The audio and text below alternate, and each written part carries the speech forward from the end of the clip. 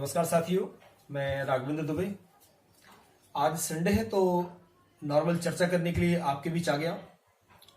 तो लॉकडाउन चल रहा है, हम सभी लोग अपने अपने घरों में हैं, सुरक्षित हैं। ऑफिस लगभग बंद है, सभी काम हम लोग अपने अपने घरों से कर रहे हैं। स्टूडेंट्स की इस समय बहुत बड़ी परेशानी है कि घर पर कैसे तैयारी करें।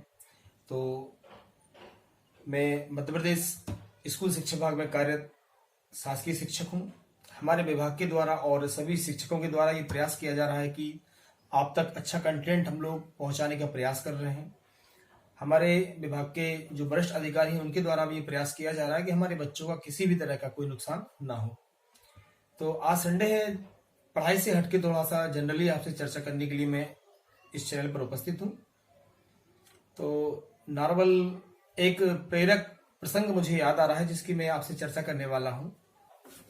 ध्यान से सुनेंगे आप लोग। बहुत पहले समय की बात है कि एक राजा हुआ करता था। उस राजा का बहुत नाम था, अपने पूरे राज्य में अपने आसपास के जो भी राज्य हुआ करते थे उस राजा की बहुत ज्यादा ख्याति प्राप्त थी उस राजा को। तो राजा अपने पड़ोसी राज्य में घूमने जाता है तो वहां के राजा उसको उपहार के रूप में बाज के 2 बच्चे गिफ्ट करते हैं। राजा को बाज के बच्चे बहुत पसंद थे। वह उन दोनों बाज के बच्चों को अपने साथ लेकर आ गया और अपने राज्य में उसने दोनों बाज के जो बच्चे थे उनकी देखभाल के लिए एक कर्मचारी को नियुक्त कर दिया। धीरे धीरे धीरे लगभग 2-4 महीने बीत जाने के बाद में राजा को ये ख्याल आया कि मुझे उन बाज के बच्चों से मिलना चाहिए। तो राजा क्या है, उन बाज के बच्चों के पास जाता है मिलने के लिए। उस कर्मचारी से बोलता है कि मुझे देखना है कि मेरे जो दोनों बाज के बच्चे थे वो कैसे हैं। उस कर्मचारी ने लगभग 2-3 महीने उन बाज के साथ अच्छी मेहनत की, उनकी अच्छे से देखभाल की और राजा को बताया कि ये बहुत अच्छे माहिर हैं उड़ान भरने में। तो राजा ने कहा कि मैं उनकी उड़ान देखना चाहता हूं। तो जैसे ही दोनों बाजों को उस व्यक्ति ने उड़ाया तो एक बाज तो उनमें से बहुत ज्यादा ऊंची आसमान में उड़ान भरने लगा, लेकिन जो दूसरा वाला बाज था वो कुछ देर उड़ने के बाद में वापस उसी डाली पर आकर बैठ गया जिस डाली पर वो लोग बैठे हुए थे, जहां से उन्होंने उड़ान भरना शुरू की थी दोनों बाज ने।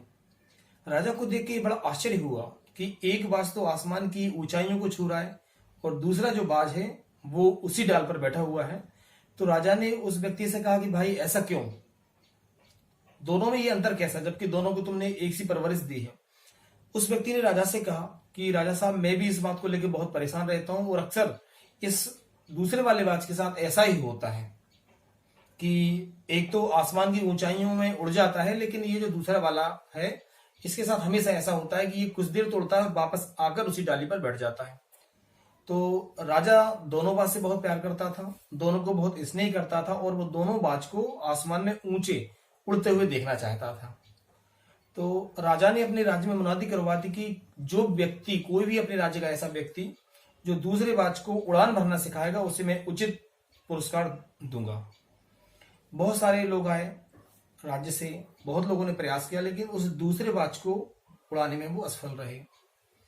एक दिन अचानक कुछ ऐसा वाकया हुआ कि राजा को पता चला कि दूसरा जो बाज है वो भी ऊंचे आसमान में उड़ान भरने लगा है। राजा को जानकर ये बहुत हैरानी हुई और साथ में बहुत खुशी हुई कि मेरे राज्य के जितने भी विद्वान लोग थे वो सारे के सारे आ चुके हैं, लेकिन दूसरे बाज को ऊंची आसमान में उड़ान भरवाने में वो असफल रहे। आखिर ये चमत्कार कैसे हुआ? तब वो व्यक्ति जो उन बाज की देखभाल कर रहा था उसने राजा को बताया कि राजा, एक किसान है, उस किसान ने आकर पता नहीं ऐसा क्या जादू कर दिया कि जो दूसरा वाला बाज है वो भी ऊंचे आसमान की ऊंचाइयों को छू रहा है। तब राजा ने दरबार में उस किसान को बुलाया कि बताइए ऐसा आपने क्या किया है कि जो बाज ज्यादा नहीं उड़ पाता था वो आज उस आसमान की ऊंचाइयों को छू रहा है।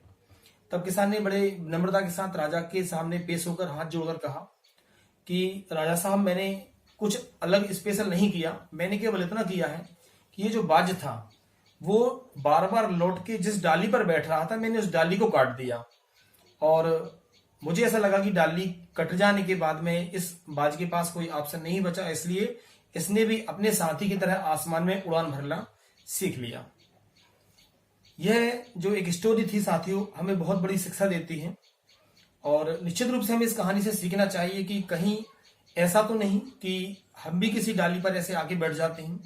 हमें अभी और ऊंची उड़ान भरना है, ऊंची ऊंचाइयों को छूना है, एक अपना खुद का आसमान हमें तय करना है।